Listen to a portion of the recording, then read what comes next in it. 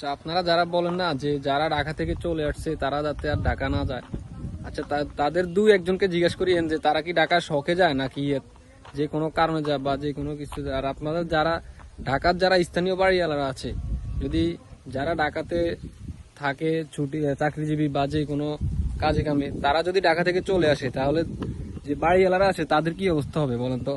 মানে তারা তো পরবর্তীতে এমন অবস্থা হবে যে যেখানে মনে করেন না তারা ভিক্ষা দিত আরেকজনকে, যে তাদের তো পরিণত হবে ভিক্ষার ওইরকম, যে পরবর্তীতে তারা যে ভিক্ষা নিবে ওই রকম লোকও তো তাদেরকে ভিক্ষা দিবে, ওই রকম লোকও তো থাকবে না। আপনারা মনে করেন ঢাকাতে মানুষ যায় যে কোনো চাকরিজীবী যা যে কোনো কাজে কামে, এরকম যদি অন্য কোনো স্থান থাকতো তাহলে তারা ঢাকায় যাইতো না, তারা ওই অন্য কোনো জায়গায় যাইতো, বুঝছেন? যারা এসব ভিডিও বানান মজা করে বা ইয়ে করে, আসলে এগুলা ঠিক না। কারণ সবাই নিজের যে কোনো না যে কোনো নিজের জীবিকা উদযাপন করার জন্য ঢাকা যায় কাজে কামে, ইয়ার কারণে।